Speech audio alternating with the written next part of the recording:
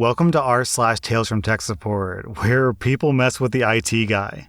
Our next Reddit post is from Rarity. So, early Tuesday morning, I'm sitting with a few workmates who are in remote in our daily stand-up before the actual stand-up, and suddenly I get bombarded with team messages by a user, urging me to come upstairs to check on her computer because it was acting up again. I told her I'd be there in 15 minutes after my stand-up, but that would simply not do. She has a very important meeting to attend. I just sigh, excuse myself from my colleagues, drink the remainder of my coffee, and head up. She's already standing at the doorway of her office, gesturing me to hurry up. None of the programs respond. Everything is acting weird. Nothing works. Have you tried restarting the laptop?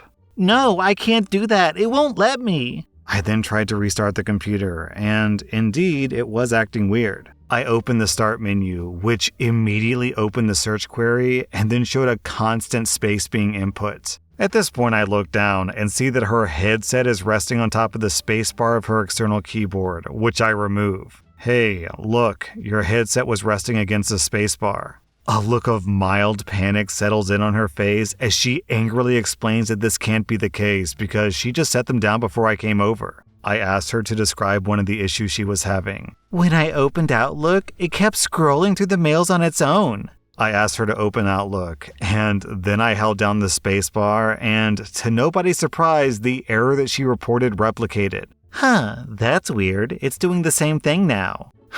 She's trying her hardest to look surprised. Yeah, that's crazy. Anyway, whatever caused it, it's gone now. If you've got any other problems, let me know. As I left, she was opening Teams to join her extremely important meeting. It was her daily stand-up. Our next Reddit post is from J. Bain Law. Despite almost doubling my rates for new clients, the work just keeps coming in. I know this wave isn't going to last forever, so I'm taking full advantage of the shortage in the labor market while I can. This means an average work week for me is about 70 to 80 hours. But again, I'm getting paid by the hour, so I don't really care. It's pretty much sleep, eat, work, repeat. I'm starting to feel like Scrooge McDuck and his money bin with the good times rolling. I just need to make sure to put enough away so that when the bottom falls out of this labor market and the leads dry up, I've got enough to lean on for a while. Anyway, here's the scene.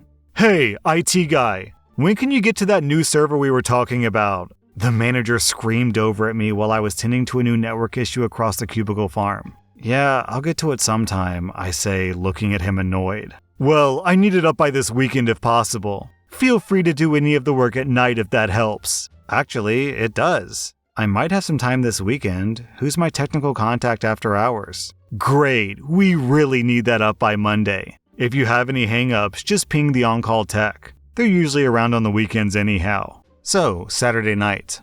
I remember when I used to have a social life, and I hated when a job made me work on the weekends. But that seems like ancient history now that we're approaching year 2 of the pandemic. Now, a Saturday night is just like any other evening. On this one, though, I was about 4 cups of coffee in, and I knew that sleep was not in the cards. So, over to my client's office I go to finally tackle that server that I've been promising him. It should just be a 4 to 5 hour job to get it up and running. Nothing special here. Just decommission the old one, restore a backup, optimize some stuff, and boom, I should be done. Home by midnight. The client will be happy, and I'll get a few more hours to build this week. First things first, I show up and go to the location where the server was supposed to be. The old server is just gone. I look around in all the usual places, nothing. I check the not-so-typical places where some of the in-house guys will put stuff, nothing.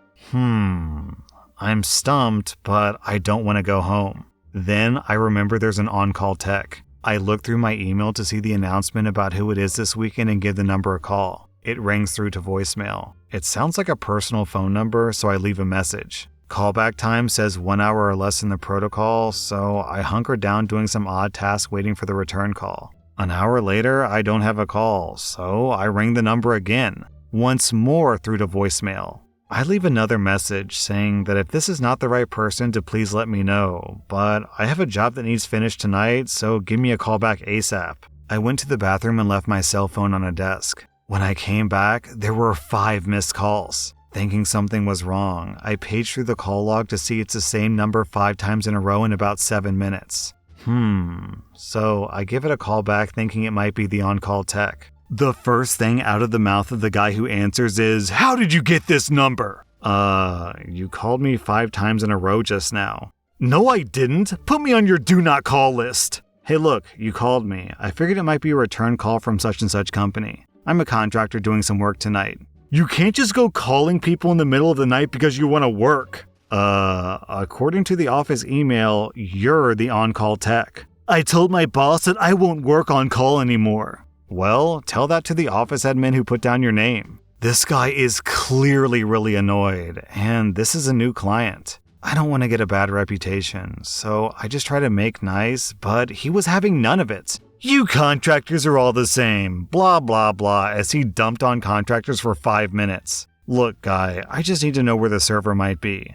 Someone moved it today, and I would really like to just get it up tonight." "This isn't why we have an on-call person on the weekends. It's for emergencies only, and you wanting to work ungodly hours on a Saturday night is not my emergency." At this point, I just want an exit strategy. "Okay, got it. I'll just let my contact know that we couldn't locate the machine and see what he wants to do on Monday." "Got that right, bud. Don't call me again unless there's an actual emergency."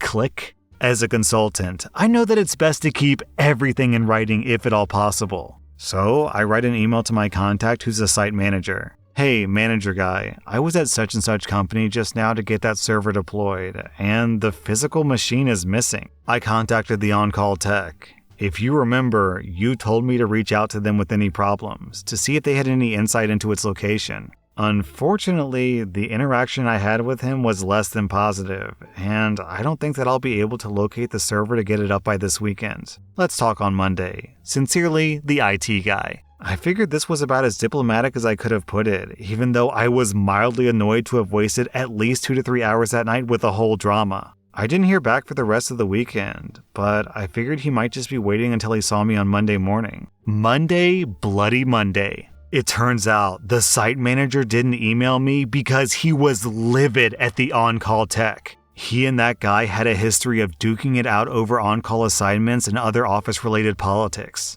So the manager was taking full advantage of the situation and set up the tech to be fired Monday morning. Apparently, it was fireworks galore, but unfortunately, I got there about 15 minutes after a few tables had been flipped and the police had to be called. And also, apparently everyone hated this guy for a long time. Word got out that the tech guy was sacked mostly because I complained about him. Now I have people coming up to me thanking me profusely for getting rid of the guy like I was the one who actually fired him. It was an odd way to curry favor with a new client, but hey, if it gets me more work, I'll take it. Also, the random people treating me like I'm some sort of hero, seeking me out to say, "Thank you, IT guy," is icing on the cake. Our next Reddit post is from Sarish. Back in the dark ages, around 1993, I worked for a medical transcription firm as their system admin. I was the only system admin in the city, so I was on call 24/7, 365, and I was averaging 3 hours of sleep per night. I would go home and try to catch little cat naps here and there when I could. Anytime something would go wrong on the hospital side, I would have to go to the hospital and fix it. A few months after I started, 2 of the VPs from my company relocated to my city since we were the most productive city with the highest profits. The first thing they did was come up with an excuse to fire the current director. Then they took over operations themselves. Then my job went from taking care of our systems to taking care of the doctor's computers too. I did what I could, but I was also sending out resumes. Then I was told to go to the hospital to see why the printing stopped. I remember this day. I hadn't been home for 2 days and I'd been going non-stop for 18 hours. I get there and someone had unplugged the modem. I plug it back in and the printing starts back up again. This doctor walks over to me and tells me that VP number 1 told him that I would go to his house to work on his home computer. I politely explain to the doctor that I can't do that and that I'm heading home to get some sleep. Then I head back to the office to pick up a few things before heading home. As soon as I walk through the door, I get escorted straight to the VP's office. Both VP1, VP2, and the office manager are there. They proceed to start chewing me out. I just started laughing at them. I'm the only person in a 1,000-mile radius who knows anything about this system. They lose their temper and tell me that I'm fired and that I have to leave immediately. I honestly said, "Thank you," and left. This happened on December 15th, my oldest son's birthday. On the way home, I stop by a mom and pop computer store where I know some of the people and drop off a resume. They tell me they have no openings right now, but they'll call me when they do. I talk to a couple of friends while I'm there and head on home. The only thing I'm worried about is telling my girlfriend that I got fired. I walk through the door and she's at work. I see the answering machine blinking, so I hit play. It's the mom and pop computer store. They say their primary naval engineer just quit and they ask if I'm still available. I call them back and let them know I'll be there tomorrow. That began a much more peaceful career with more time off and better pay. By the way, my old medical transcription company imploded. The VPs were fired. They floundered for about a year and they were bought up by a competing firm. It's honestly incredibly idiotic that your most profitable city was running just fine, and then the VPs come in and start firing people, and surprise, surprise, everything that was working well suddenly isn't working anymore and their company flounders. Haven't you ever heard of, if it ain't broke, don't fix it? Or even better, if it ain't broke, don't fire the people who are making sure that it ain't broke. Our next Reddit post is from Seisama. On a certain class of military warship, there's a place. The bridge may be in control of where the ship goes, but Damage Control Central is in charge of how fast it's getting there and whether or not it arrives in one piece. It's run by a high-ranking officer from the reactor department and his two cronies. One that monitors the ship's water usage and one that monitors the ship's electrical usage. That's me. These three people can bring 97,000 tons of steel and sadness to a halt. Behind them is a small pile of engineering folk, literally the ship's tech support branch. People could call Damage Control Central and report a problem. Anything from a busted light to a ship fire. And between all of us in there, we had the knowledge, skill, authority, and political clout to get a response team out. A lot of people didn't know what kind of authority we held, or exactly who they were talking to when they called down. This made for some very entertaining conversations. One evening, the engineering folk get a call. One of our female sailors picks it up, and naturally, we all listen in, because if it's a fire or something, we all need to respond as rapidly as possible. From our point of view, this is how the conversation goes. Damage Control Central, engineer speaking. The heater doesn't work? Oh, yeah, that's normal. No, we can't turn it up. What? No, we can't replace it. We're in the middle of the Persian Gulf. Where are we going to get another one? Look, it works fine. Just take shorter showers. Your division can put in a request for a bigger one once we get back to home port, but you're not getting one now. Yeah, no, I'm not ordering one. Replacing those things is beyond the scope of what we're allowed to do when we're sailing. Because policy? Okay, you do that. We'll be waiting. Make sure you request permission to enter. With that, she hangs up, and naturally, we're all staring at her. She grins at us. Get your game faces on. This one is gonna be good. Sir, I'm sorry in advance. Our boss, the highest ranking officer in here, says, "Are you kidding? This stuff is what makes my job worthwhile." We sit back and put on our best I hate everything faces and wait. Not 15 minutes later, the door thuds open.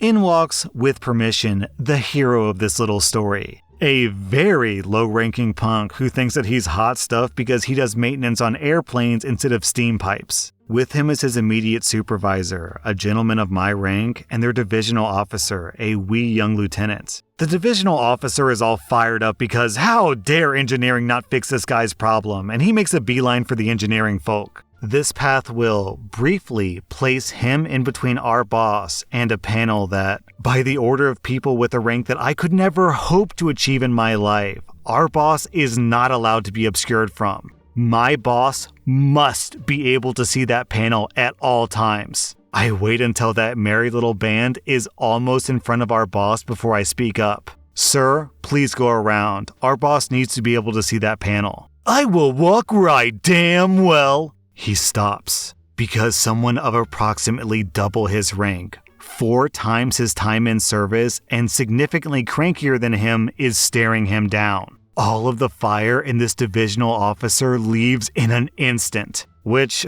honestly is exactly what I wanted. When high-ranking people get fired up, it's usually for a good reason. When baby divisional officers get fired up, everyone in their general vicinity is stupider for witnessing their temper tantrum. baby divisional officers get much more done when they're calm.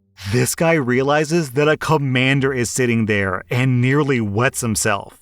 The low-ranking punk, however, is completely oblivious. They walk back around our desks, not nearly as grudgingly as they could have, and take the slightly longer route to the engineering folk, who are having the time of their lives because this shit circus is well underway and they haven't even had to do anything yet. The engineer from before spins around, her hands on the arms of her chair, a very pleasant, blank smile on her face. "Are you the one that won't fix my guy's showers?" "The showers aren't broken, sir. Did he tell you what the complaint was?" That guy's supervisor nearly cringes out of his skin. Because no, obviously what happened is that the low-ranking punk went and complained to him that those buttholes in engineering said they won't fix the broken showers. And then this guy immediately went to his office to find some backup and grab the divisional officer. By the way that we're all grinning at him, this officer knows that he's in for the ass-reaming of his life. The divisional officer, however, looks to the low-ranking punk for an explanation. This little nematode puffs up, very pleased to have the floor and an audience to boot. At least 2 very important officers get to hear his sound reasoning for calling down to the tech line. I was just sitting there wishing that popcorn was allowed in Damage Control Central. "Well, the hot water heater in the head can't keep up with the entire division when we all shower in the morning." "Does it put out hot water at all?" "Well, yeah, when we all get up it works just fine. But as everyone takes their showers, it gets colder and colder." "Does it ever go completely cold?" "No, but with a bigger heater, we could all take as long of showers as we wanted without it running out." Our water control guy speaks up. "Showers should be limited to 5 minutes. You're wasting water." "Well, yeah, morning showers are pretty short. Who wants to wake up early and shower?" "But when I take my second, longer shower in the evening to relax after a long day of working." Some teeny, tiny sense of self-preservation kicks in, and the low-ranking punk shuts up and looks around. He's in a room of people who play the food, shower, sleep,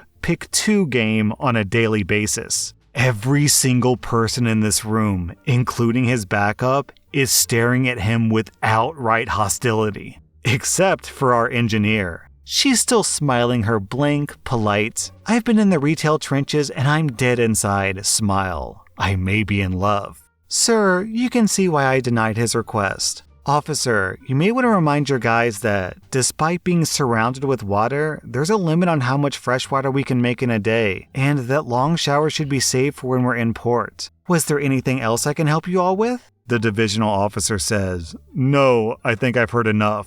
You 2, my office, now." They leave. The low-ranking punk superior looks close to tears, or that he's going to shove the low-ranking punk out of a porthole. The divisional officer is full of now justified wrath. The low-ranking punk still looks vaguely bemused as to why his excellent argument didn't sway us all to his side. The door shuts. All of us immediately put our heads to our desk and cry with laughter. Someone hands the engineer an IOU for drinks at the next port. The engineer supervisor drafts an email to the ship's mid-tier leadership that not waking up early enough to get a hot shower is not a reason to request a new water heater and that water on board is limited. No details are provided, and everyone eagerly looks forward to the rumor mill as people try to figure out what spawned that particular reminder. The engines turn and the ship chugs on. That was rSlash Tales from Tech Support, and if you like this content, check out my podcast where I publish the exact same episodes. Also, hit that subscribe button because I put out new Reddit videos every single day.